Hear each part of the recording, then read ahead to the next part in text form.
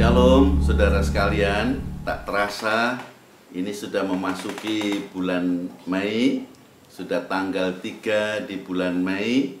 Bersyukur Tuhan sudah memberkati bulan April, dan di awal bulan Mei ini mari kita bersama-sama melakukan ibadah kita secara online. Kiranya Tuhan memberkati Anda semua dan menambah semangat yang baru. Mari kita bersama-sama mengangkat kedua tangan kita.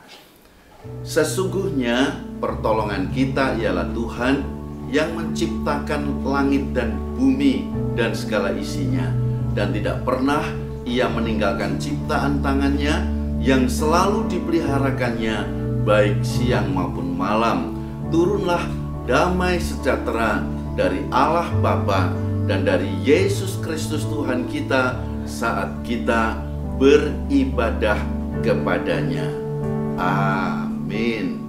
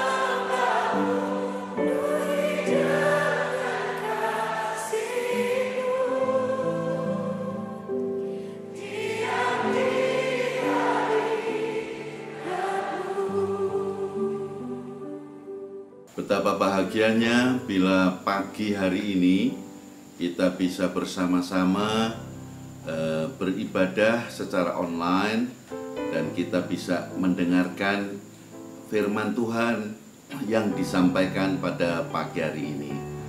Bila kemarin pada hari Sabtu tanggal 2 Indonesia memperingati Hari Pendidikan, dan kita bersyukur karena kasih kemurahan Tuhan, maka Indonesia mempunyai pendidikan yang baik, dan patut kita dukung dalam doa, nanti dalam doa syafaat, khususnya kepada mereka-mereka selaku pengajar, selaku orang-orang yang berkarya di bidang pendidikan.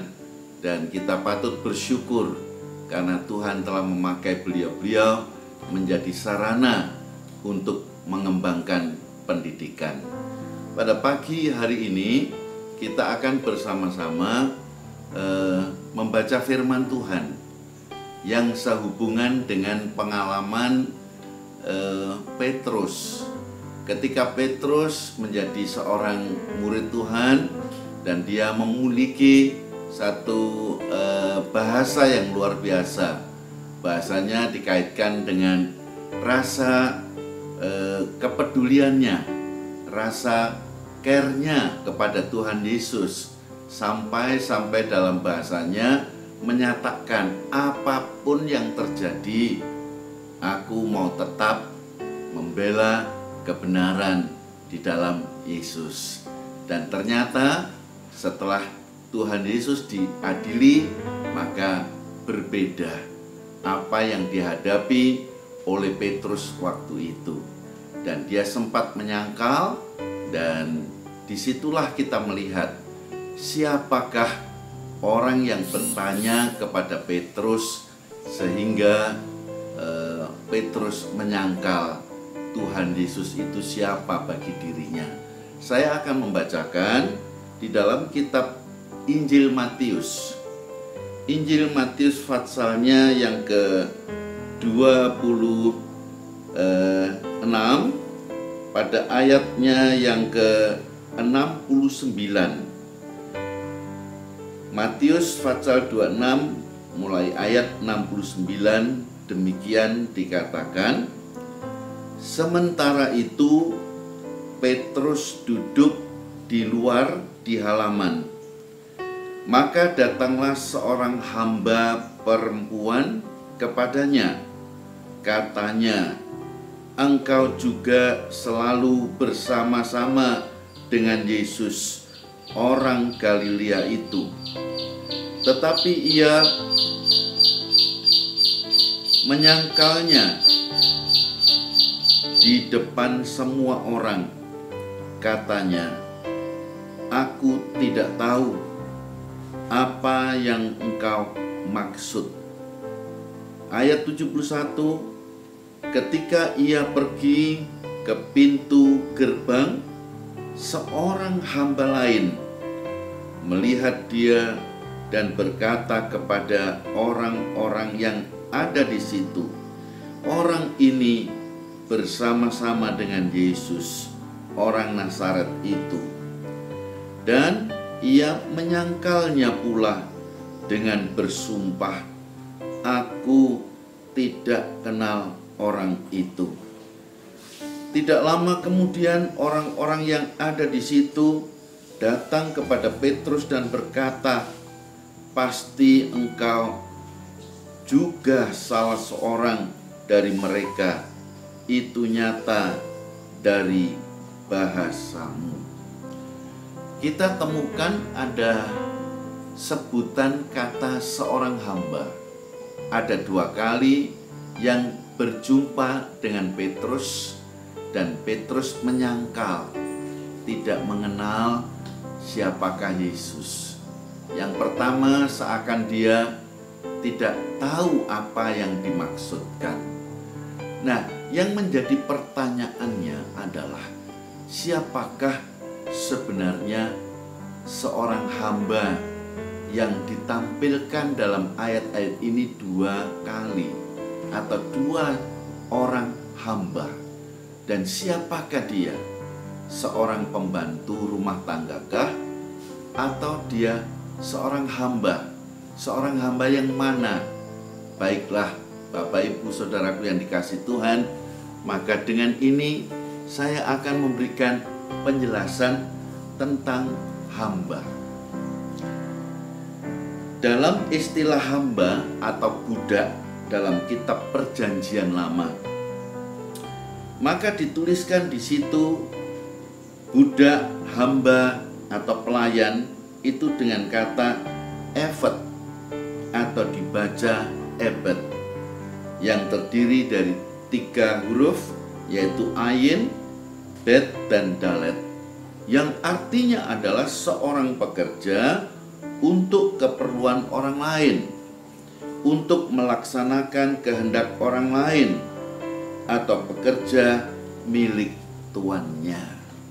Jadi ketika kita berbicara tentang hamba, kita berbicara tentang pelayan, kita berbicara tentang budak, maka disitulah kita tahu arti pelayan, budak, atau hamba sesuai dengan sebutan dalam kitab Perjanjian Lama, yaitu eved atau dibaca ebed. Nah, sekarang kita akan melihat bagaimana asal-usulnya orang menjadi hamba. Menurut sebuah catatan, maka dituliskan di situ ada istilahnya dibeli. You were bought with a price. Kamu telah dibeli dengan harga yang mahal. Dan ini berarti berbicara tentang seorang budak yang dibeli. Itu sejarahnya terjadi demikian. Memang dahulu ada hukum perbudakan, ada jual beli budak. Ketika kita melihat itu, kita masih ingat pengalaman yang terjadi di Mesir. Tentu saja kita tidak akan ke sana. Yang kedua, saudaraku, ada istilah yang dituliskan di situ tentang sebuah kata satisfaction of debt. Satisfaction of debt adalah telah dibeli olehnya dengan tebusan darah yang mahal. Ini berbicara tentang Tuhan Yesus menebus manusia yang diperbudak oleh dosa dengan tebusan yang mahal. Lalu bisa juga berangkat dari kata gift atau sebuah hadiah. Zaman kerajaan, saudaraku, banyak raja-raja yang pergi mengembangkan ekspansinya ke kerajaan lainnya. Biasanya persembahannya, cenderamata itu bisa berupa seorang hamba yang diberikan kepada raja yang dikunjungi, atau seorang putri yang cantik dan diberikan sebagai tanda cenderamata. Dan luar biasa itu yang terjadi pada zaman itu. Nah, jadi ada hamba yang memang diberikan sebagai sebuah hadiah kepada orang lain. Mungkin juga bisa masyarakat jelata. Yang berikutnya kita bisa melihat ada sebuah istilah yang diungkapkan sejarahnya dari istilah inheritance, yaitu sebuah warisan. Barangkali ayah dan ibunya itu keluarga kaya, jadi dia punya pembantu yang banyak, dan hamba-hamba ini yang sebagai budak, sebagai pelayan, maka kerasan di tempat itu, saudara. Karena kerasan sampai bertahun-tahun, dan itu bisa terjadi. Saya punya teman, dan teman saya ini dirawat oleh seorang pelayan atau budak yang dibeli, istilahnya itu, yang bekerja kepada majikannya sejak usia muda, sejak usia belasan tahun, sampai akhirnya dia menjadi usianya sudah 50 tahunan lebih, tapi masih setia kepada majikannya. Satu kali anak yang dibimbing oleh budak ini, oleh pembantu ini, beranjak menjadi dewasa, dan kemudian waktunya menikah. Oleh karena ayah dan ibunya tidak ada di rumah, maka anak ini sudah biasa dengan ibu pembantu rumah tangga itu, yang seakan-akan menjadi ibunya, ibu kandungnya. Maka dia meminta pendampingan sebagai seorang ibu dalam mendampingi pernikahan. Luar biasa, saudaraku. Dan dia sangat-sangat enjoy ketika didampingi oleh seorang pembantu rumah tangga yang sebagai ibunya, karena yang membesarkan dia sejak bayi dalam asuhan beliau. Dan itulah yang kita lihat, kalau itu adalah seorang pembantu yang merupakan inheritance, yaitu warisan dari orang tuanya. Tapi juga ada istilah yang disebut sebagai voluntary surrender.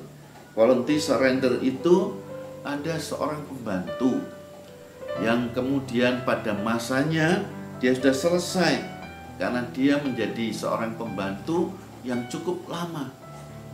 Dan ketika dia sudah selesai, tetapi dia mau menjadi pembantu seumur hidupnya, menjadi hamba seumur hidupnya. Akhirnya apa, saudara? Oleh majikannya dia dibawa ke pintu gerbang, dan di hadapan Allah dia diambilkan penusuk untuk ditusukkan kepada bagian telinganya dan diberi tanda bahwa ia adalah seorang budak, tapi sudah menjadi budak yang setia kepada majikannya untuk seumur hidupnya. Ada tandanya seperti itu. Nah, yang paling menarik adalah di sini kita bisa melihat ada budak atau hamba yang didapat dalam waktu capture in war. Capture in war ini adalah menangkap saat perang. Ketika orang melakukan peperangan dan mereka juga bisa merampas orang-orang tawanan itu sebagai budak dan mereka melayani pemiliknya. Nah, kita bisa melihat banyak istilah yang didapatkan di sana. Tetapi yang sangat menarik adalah istilah yang didapatkan dari ayat kitab 1 Korintus passalnya yang ke-6 dan di dalam ayatnya yang ke-19 dan 20. 1 Korintus passalnya yang ke-6 ayat 19 dan 20. Tahukah kamu bahwa tubuhmu adalah bait Roh Kudus yang diam di dalam kamu, Roh Kudus yang kamu peroleh dari Allah, dan bahwa kamu bukan milik kamu sendiri. Di ayat yang ke-20, sebab kamu telah dibeli dan harganya telah lunas dibayar. Karena itu satu permintaannya, muliakanlah Allah dengan tubuhmu. Ada kata-kata kamu dibeli. Tadi telah dibeli dengan harga mahal. Sudah dijelaskan yang pertama bahwa ada budak yang didapatkan dengan cara dibeli. Manusia di hadapan Tuhan itu sesungguhnya sudah menjadi jarahan, sudah menjadi milik iblis, sehingga hidupnya tidak memuliakan Tuhan, sehingga hidupnya untuk kejahatan. Dalam kitab Korintus ini diterangkan bahwa hidup mereka pada waktu itu hidup karena sebuah percabulan, sehingga mereka tidak bisa melihat kehidupan yang benar, kehidupan yang berkenan di hadapan Tuhan. Mereka membiarkan diri menjadi alat percabulan. Mereka membiarkan diri menjadi alat kemesuman. Dan di kuil-kuil ketika mereka melakukan ritual-ritual yang penting, ternyata di balik kuil itu juga orang-orang yang ada di sana, di Athena, melakukan perbuatan mesum. Itulah sebabnya Paulus sangat gencar melayani masyarakat yang ada di Korintus. Hatinya menyala, ingin mengentas mereka dari situasi yang jahat ini. Karena manusia itu diciptakan bukan untuk perbuatan mesum, bukan untuk percabulan, tetapi untuk kehidupan yang benar. Karena Allah itu kudus, maka hendaklah orang yang mengenal Dia hidup dalam kekudusan. Ketika kita berbicara tentang kekudusan umat, maka Paulus selalu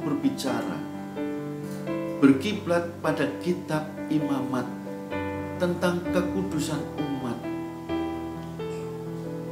Manusia waktu itu dipesankan tidak boleh memiliki pasangan yang gak seimbang.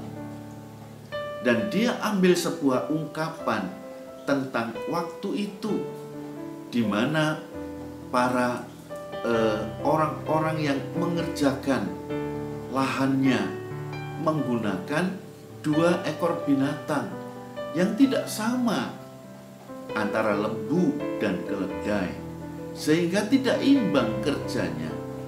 Yang digunakan adalah ungkapan ini. Demikian yang diharapkan oleh Paulus. Jangan ada di antara kamu yang menjadi pasangan yang tidak seimbang, sehingga tidak ada persamaannya antara terang dan gelap, antara Allah dengan Belial, antara kebenaran dan kedurhakaan.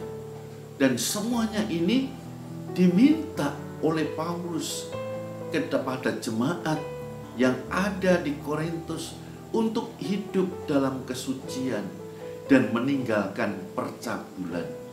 Bahkan dia mengingatkan kepada para lajang, jika engkau tidak kuat hidup dalam kesucian, lebih baik menikah.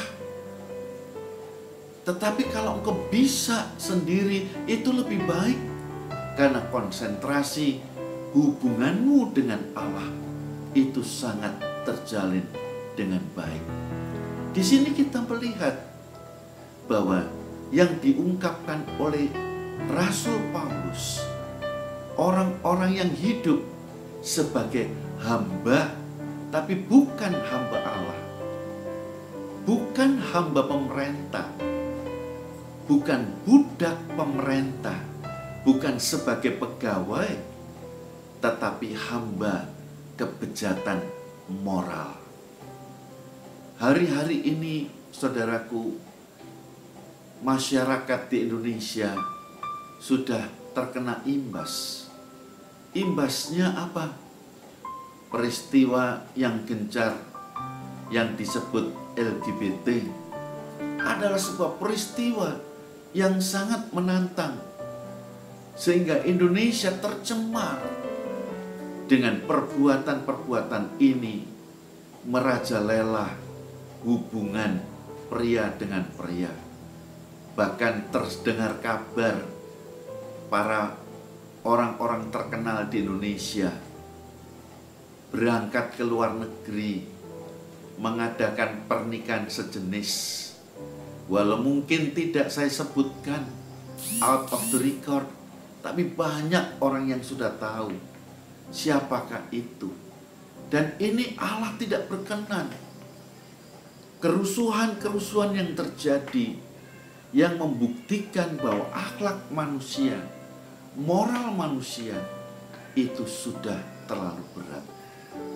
Dan disitulah kitab Korintus pasal yang 1 Korintus 6 ayat 19 dan 20, karena engkau telah dibeli dengan harga yang mahal oleh Kristus dan lunas dibayar, maka satu yang dipesankan, janganlah engkau menjadi hamba dosa, tetapi muliakanlah Allah dengan tubuhmu.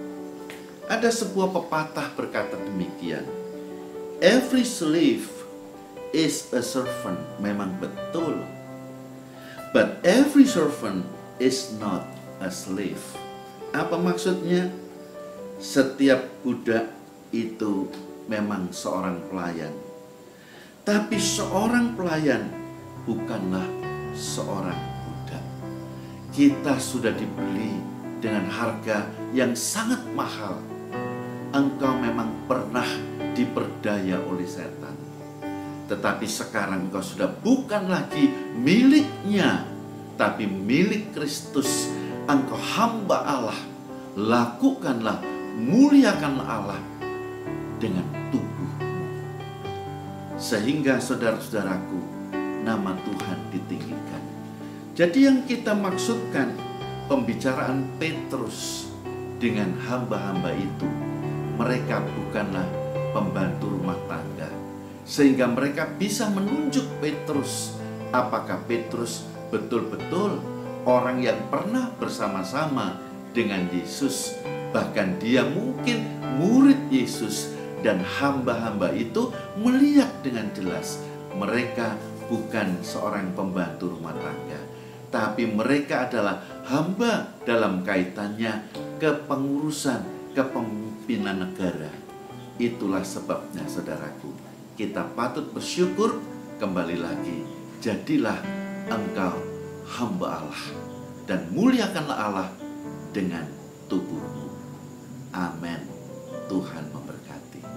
Baiklah rekan-rekan, di saat kita melewati hari-hari yang istimewa, terutama tanggal 2 kemarin pada hari Sabtu adalah hari pendidikan. Kita patut bersyukur untuk itu, sehingga pendidikan berjalan sampai sekarang dengan baik. Kita juga doakan untuk negara kita Indonesia, supaya Indonesia semakin kondusif dan berkat Tuhan menyertai. Mari kita akan berdoa. Bapa di dalam kerajaan sorga, bersyukur Tuhan, Engkau telah memberkati Indonesia ini dengan hari pendidikan yang diperingati pada tanggal 2 Mei. Dan dengan demikian kami melihat kasih Tuhan yang terus mengalir, menyertai saudara-saudara kami yang mengembangkan pendidikan. Atas jasa para pemimpin yang terdahulu, maka semuanya menjadi baik. Karena itu Tuhan Kau berkati dan berikan ketertiban kepada mereka untuk bisa mengikuti hari-hari berpendidikan. Terima kasih untuk kasih-Mu, terima kasih untuk berkat-Mu, terima kasih untuk para guru, terima kasih untuk para pembina, terima kasih untuk para dosen, terima kasih Tuhan untuk rekan-rekan pemula yang memulai pendidikan ini. Kiranya berkat Tuhan akan terus berjalan dengan mulus dan berkembang hingga yang akan datang semakin baik dan semakin baik. Kami juga berdoa Tuhan untuk anak-anak yang putus sekolah, untuk mereka yang tidak punya biaya untuk studi. Berkati Tuhan, Engkau mencarikan mereka solusi sehingga mereka dapat melakukan kegiatan-kegiatan sekolah dan mereka menjadi orang yang tidak terkebelakang. Kami juga bersyukur ada rekan-rekan yang mulai melakukan terobosan dan mereka mengajarkan dan mereka menyelesaikan saudara-saudara yang tidak bisa baca tulis. Karena itu berkati mereka sebagai relawan-relawati yang menerobos kegiatan di pedesaan dan di pelosok-pelosok, bahkan Tuhan di hutan-hutan di mana mereka membutuhkan pendidikan. Terima kasih untuk mengajar yang menjadi sukarelawan dan sukarelawati. Berkat-Mu akan menyertai mereka. Mereka membangun Indonesia seutuhnya. Terima kasih. Kami juga berdoa untuk Indonesia saat ini dengan situasi yang belum kondusif. Tuhan, Engkau memberkati supaya perjuangan Indonesia melawan virus corona ini akan semakin terlihat kebersamaan, kesatuannya. Mereka saling menghargai dengan aturan-aturan pemerintah yang telah disampaikan akan dikerjakan dengan baik. Terima kasih untuk kemurahan-Mu, terima kasih untuk kemenangan, terima kasih untuk orang-orang yang sudah sembuh, terima kasih untuk orang-orang yang mau dirawat, terima kasih untuk para donatur, terima kasih Tuhan untuk kebaikan saudara kami yang mereka telah memberikan sumbangan-sumbangan. Dan terjadi Tuhan kegiatan kasih, kegiatan amal kasih yang luar biasa. Dan mereka saling peduli kepada saudara-saudaranya yang tidak mampu. Terutama mereka yang di PHK, hiburkan ya Bapa. Terutama mereka yang dirumahkan, mereka akan mendapat bantuan. Mereka akan mendapat jalan keluar untuk makan setiap harinya. Terima kasih, Engkau baik dan sangat amat baik. Kami percayakan Tuhan, secara khusus kota Semarang ini, berkat-Mu mengalir, bertambah-tambah. Dan berkati Tuhan para pendeta, berkati para gembala jemaat, berkati Tuhan para majelis, berkati para diaken di mana gereja-gereja itu ada. Dan kami berdoa secara khusus untuk Majapahit, memberkati jemaat Majapahit Tuhan, baik Tuhan anak-anak yang masih kecil, demikian juga pemuda remaja, para pelayan musik Tuhan, pelayan tamborin, pelayan flag, yang melayani sebagai petugas LCD dan melayani sebagai ushers, kolektan, dan menyampaikan informasi secara online. Berkat-Mu bertambah-tambah. Kami doakan para pembicara yang bertugas Tuhan, urapi mereka, dan terutama Tuhan para diaken dan para kasubit Gereja Israel Masih Jemaat Majapahit.